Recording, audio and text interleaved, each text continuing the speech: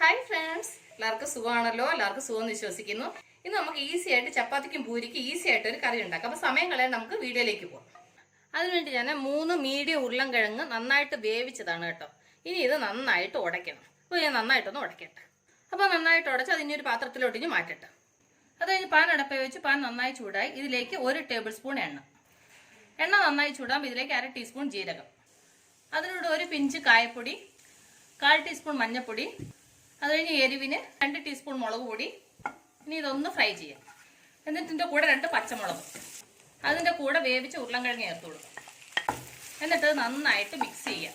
1 minute ഇത് നന്നായിട്ടൊന്ന് fry ആവണം, ഈ മുളക് പൊടി ഇതിൻ്റെയൊക്കെ കൂടെ കിടന്നിട്ട്. അപ്പോൾ അത് നന്നായിട്ട് ഫ്രൈ ആയിട്ടുണ്ട്. ഇനി നമുക്കിതിലേക്ക് വെള്ളം ഒഴിച്ചു കൊടുക്കാം. എന്നിട്ട് നന്നായിട്ട് മിക്സ് ചെയ്യുക. എന്നിട്ട് ഇതിലേക്ക് ആവശ്യത്തിന് ഉപ്പ് ചേർത്ത് കൊടുക്കാം. എന്നിട്ട് ഇതിലേക്ക് 1 ടീസ്പൂൺ കസൂരി മേത്തി ഫ്രൈ ചെയ്തിട്ട് പൊടിച്ചതാണ് കേട്ടോ. എന്നിട്ട് അതുകൂടെ നന്നായിട്ട് മിക്സ് ചെയ്യുക.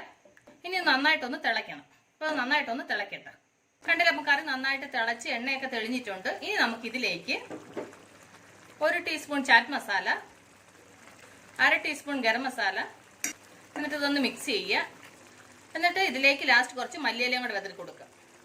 അപ്പോൾ നമ്മുടെ കറി റെഡി ആയിട്ടുണ്ട്. ഞാൻ സ്റ്റൗ ഓഫ് ചെയ്യാണ്. അപ്പോൾ എൻ്റെ കൂട്ടുകാർക്ക് ഞാനിന്ന് നിങ്ങളുമായിട്ട് ഷെയർ ചെയ്ത ഈസി ആയിട്ടുള്ള കറി എല്ലാവർക്കും ഇഷ്ടപ്പെട്ടാണെന്ന് വിശ്വസിക്കുന്നു.